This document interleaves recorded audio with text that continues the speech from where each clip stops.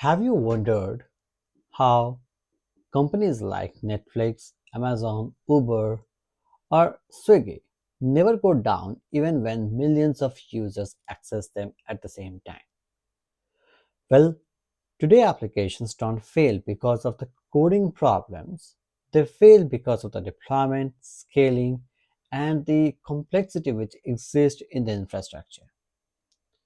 So Kubernetes was not created to run containers. Kubernetes was actually created to solve the chaos. And in this series, we are going to understand Kubernetes from zero all the way to the production architecture. And for this, we'll be using AWS EKS for the cloud. So without wasting time, let's start with the discussion. Okay, so before the cloud came into the picture, so we had these, traditional deployment in picture, right? So which was pretty much simple, which means like the uh, developers used to write the code, and then we had these, huge, physical servers in place, and in these physical servers, it used to run on those physical servers. So the idea was that you just had one application per server that was running around, and everything has to be done manually, which means you have to install it manually. You had to have solve the dependency conflict if there was. So earlier, developer used, at this point, they had to deploy directly on the physical servers, and all this conflict has to be resolved manually. So in initial time when I remember I was writing code, we had to have these very basic, Java conflict or the version conflict here. So if your application required a Java 8 and the other one required Java 11, and that's how the conflict is starting, which means you have to scale. In other words, it would mean, hey, let's buy another server, right? Now, at this point, if you look across, it becomes a very slow process, right? And not to forget, very expensive, and probably not a good idea to have a scalable, right? So no scalability, So these are the core problems which kind of comes down over the period of time. So how this problem was basically being solved, and that was the part where the virtual machines were kind of introduced. So people introduced virtual machines, and the idea of virtual machine was to solve this isolation problem. So these in each entire server, right? In the entire server, you can have multiple version VMs that you can run, and all of them VMs, right, will be isolated with each other, right? And each of the VM will have its own operating system, right? What are the operating system that you want to run around, right? And a proper isolation was being created. Not to forget, each VM will also have its own, application being running around. But this created some new problem. And the new problem was that it was kind of very heavy, right? Very heavy, right? Which means the operating system itself take GBs of data, for an operating system to run. So it became heavy, and hence we had a very slow boot time. So if you start any computer from the scratch, it takes time to start off. And that's a scenario with the virtual machines as well, right? Given that a lot of operating system is being repeated, probably might be utilizing Ubuntu in all of the four, which means you are also wasting resources. So resource waste, right? And so these are few problems which kind of existed at that point. So this problem was of the virtual machine was being solved by something called as the containers, right? So that was a part where the concept of containers came into the market, which means Docker was all the discussion. So it basically revolutionized the way that we think about the modern day containers as well. So VM was all about application plus operating system, right, that you run around. Container, on the other hand, was more about an application and its dependencies, which you write. So it's kind of lightweight, fast to start, and very portable as well. So suddenly all the developers could run apps anywhere. I mean, it basically solved the problem. Hey, it works on my machine, and I don't know why it doesn't work on your machine. So all of this problem was basically being solved. So you can literally, containerize an application, and you can ship these applications to anywhere you want. The problem of the resources, how it got solved, because the underlying infrastructure was still the main server where you have installed this. It just was running on something called as a Docker engine. So the Docker engine, who was providing a layer where all the resources like a RAM, storage, and everything still is being used by the host machine altogether. So that virtualization concept didn't exist fully on top of it, right? So this basically solved. So Docker was solving a lot of problem, right? I mean, it kind of was lightweight, solved most of the problem and everything. But then over the period of time, people realized, hey, there are some new problems that has been created. And then the problem was, what will happen when you have, let's say, like 500 such container. So let's say you have 500 such containers that you are basically running around.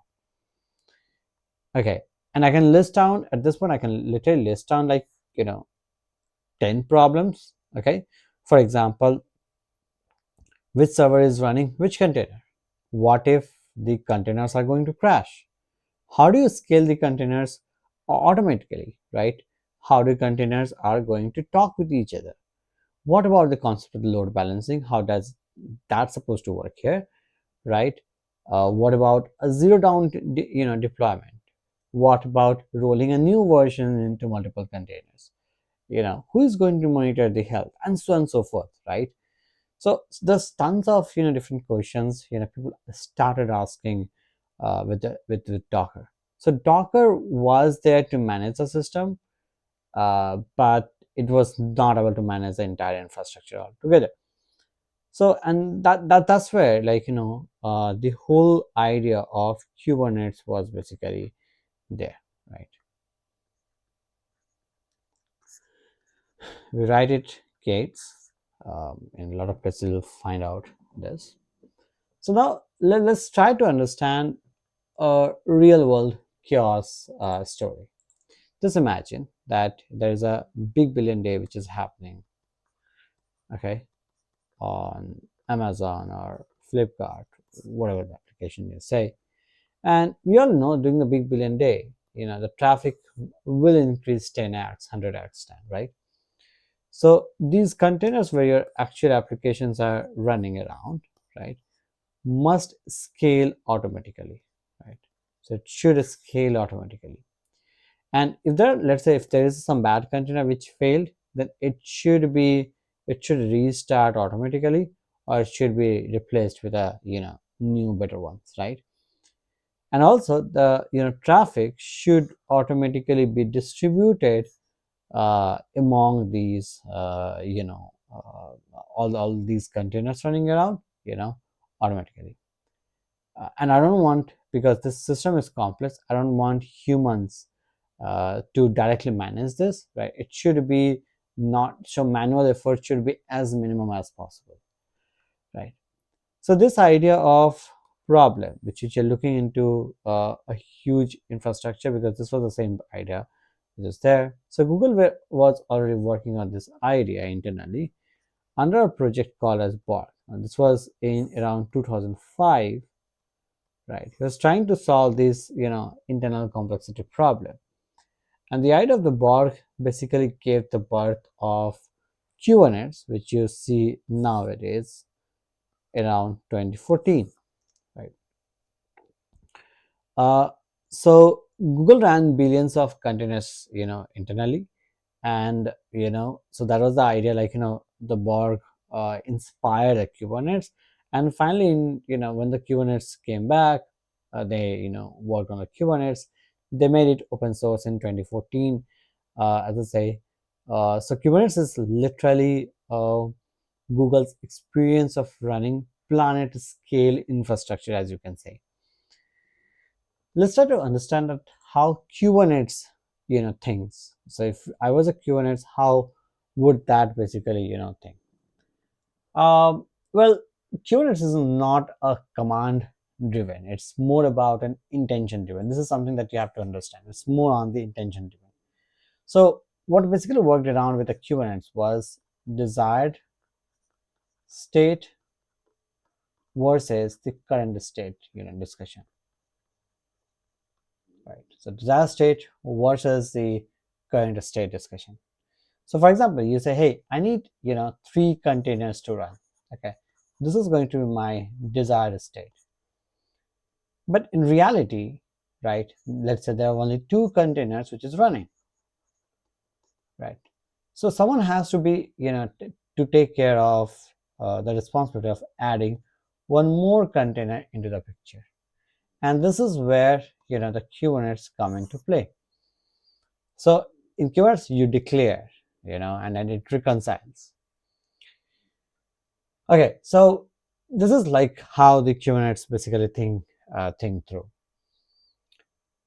Now the whole idea is that we totally understand that running this entire infrastructure, creating this entire infrastructure is really hard. So you have to manage a lot of things. You have to create this infrastructure, handle the security, the databases, the backups, the upgrades, control panel, so many things all together, right? So a lot of cloud providers came back and say, hey, you know what? You don't have to manage all of these things, right? We'll manage this entire infrastructure, for you. And this is where different cloud provider, like for example AWS, and I'm just going to take the 3 bigger platforms name, right? AWS, GCP, and the Azure. So they came across with their own managed Kubernetes infrastructure. So AWS came across with something called as an EKS, Elastic Kubernetes Service. GCP came across with GKE, Google Kubernetes Engine. Azure came across with an AKS, right? Azure Kubernetes Service. So this is something which all the major cloud platform basically took care of, right? And we'll be focusing, our session will be kind of focusing more on the on our AWS with EKS, right? So in the next video, we'll be looking forward to understand some of the most important topic in Kubernetes. But before that, obviously, we'll have a bit of the overview of what we already know on the Docker. Just a real quick recap, and then we'll move forward with the Kubernetes architecture as well.